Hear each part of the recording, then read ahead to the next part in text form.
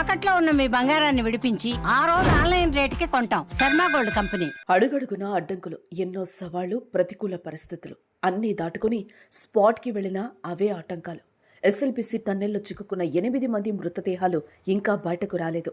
Rescue బృందాలు విశ్వ ప్రయత్నం చేస్తూనే లోపలి పరిస్థితులు మాత్రం దారుణంగా ఉన్నాయి. అతి కష్టంతో అత్యాధునిక పరికరాలతో శుక్రవారం కార్మికులు చిక్కుకున్న ప్రాంతాలను గుర్తించారు. దీంతో శనివారం వారి బాడీలను బయటకు తీస్తారని అంతా అనుకున్నా సాధ్యం కాలేదు. 3 మృతదేహాలు దొరికాయని వార్తలొచ్చాయే తప్ప మృతదేహాలు మాత్రం బయటకు రాలేదు. టీబీఎం మిషన్ ముందు 4 మృతదేహాలు బురదలో 3 ఫీట్ల లోతులో ఉన్నాయి. మిగిలిన 4 మృతదేహాలు యంత్రం కింద ఉన్నట్లు తేలింది. మిషన్ ముందున్న 4 మృతదేహాలను యంత్రాలతో కాకుండా మనుషులతో వెలికితీసే ప్రయత్నాలు చేస్తున్నారు. సిమెంట్, నీరు కలిసి 3 మీటర్ల మందంతో కాంక్రీటుగా మారిన ప్రాంతాన్ని డ్రిల్లింగ్ చేసే వైబ్రేషన్తో ఎక్కడ పైకప్పు కదులుతుందననే భయంతో మనుషులే తవ్వకాలు చేస్తున్నారు.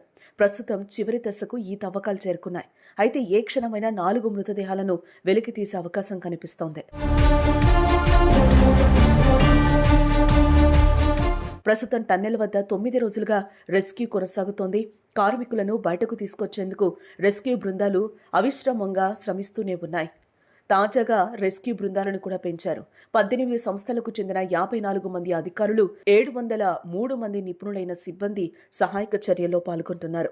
రెస్క్యూ ఆపరేషన్లో పాల్గొనేందుకు శనివారం సింగరేణి మైన్స్ నుంచి మరో 200 మంది చేరుకున్నారు. వారితో పాటు భూగర్భ టన్నెల్లో ప్రమాదాల నుంచి రక్షించే సిబ్బందిని రప్పిస్తున్నారు. ప్రస్తుతం సొరంగంలో జీపీఆర్తో గుర్తించిన సర్ఫేస్ డిస్టర్బెన్స్ ఫోటోలను విశ్లేషిస్తున్నారు. టన్నెల్ లోపల 5 మీటర్ల వరకు పేరుకుపోయిన మట్టి, రాళ్లు, ఊట నీళ్లతో బురదగా మారి అడుగు తీసి అడుగు వేయడానికి కూడా వీలు కావడం లేదని చెప్తున్నారు.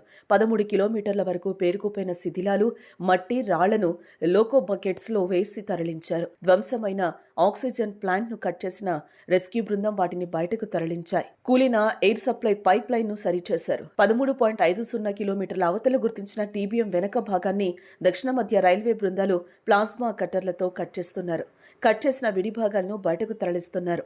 మంత్రులు, సీఎస్ నిర్వహించిన రివ్యూలో మ్యాప్, ల్యాప్టాప్ ద్వారా మృతుల ఆనవాళ్లను గుర్తించిన విధానాన్ని, అవి ఎక్కడెక్కడ ఉన్నాయో వివరించారు. మరికొన్ని గంటల్లో మృతదేహాలు బయటకొచ్చే అవకాశం ఉండడంతో అంబులెన్స్లను సిద్ధంగా ఉంచారు.